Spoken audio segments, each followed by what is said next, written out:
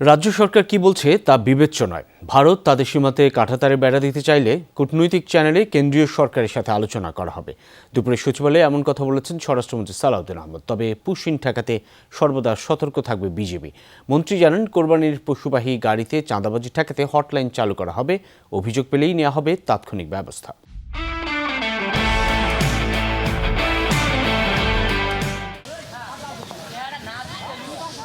বাংলাদেশের সাথে ভারতের পশ্চিমবঙ্গের মোট সীমান্ত ২২১৬ কিলোমিটার, যার মধ্যে কাঁটাতারের বেড়া আছে ১৬৫৩ কিলোমিটার।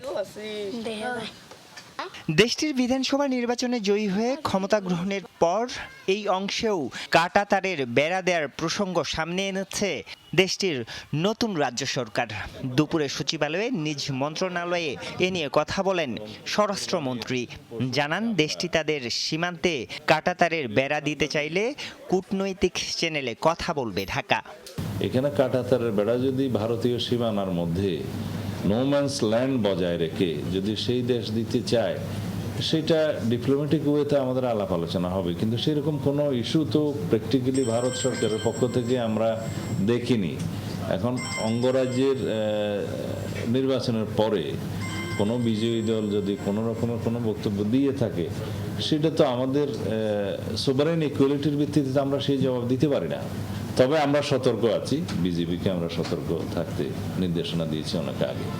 এর আগে ঈদুল আজহা ঘিরে আইন শৃঙ্খলা পরিস্থিতি নিয়ে বিভিন্ন দপ্তরের সাথে বৈঠক করেন স্বরাষ্ট্রমন্ত্রী। পরে সড়ক মহাসড়কে জননিরাপত্তা নিশ্চিতে বিভিন্ন সিদ্ধান্তের কথা জানান স্বরাষ্ট্রমন্ত্রী।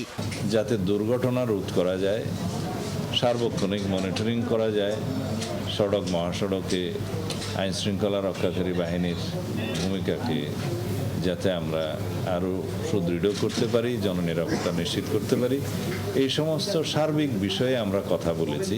চাঁদাবাজি নিয়ে বিরোধী দলীয় নেতার অভিযোগের প্রমাণ চান স্বরাষ্ট্রমন্ত্রী। বলেন, ঈদে চাঁদাবাজি বন্ধে বডি অন ক্যামেরা নিয়ে মাঠে থাকবে আইন শৃঙ্খলা বাহিনী। চালু করা হবে হটলাইন, অভিযোগ পেলেই নেওয়া হবে ব্যবস্থা।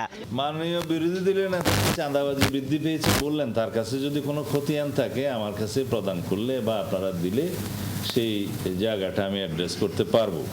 স্বরাষ্ট্রমন্ত্রী জানান, ঈদের আগে শ্রমিকদের বেতন ভাতা পরিশোধে বিজিএমইএ, বিকেএমইএ, বাংলাদেশ ব্যাংক এবং শ্রমিক ফেডারেশনের সাথে সমন্বয় করে ব্যবস্থা নিতে বলা হয়েছে। আরিফুর রহমান সবুজ, যমুনা নিউজ, ঢাকা।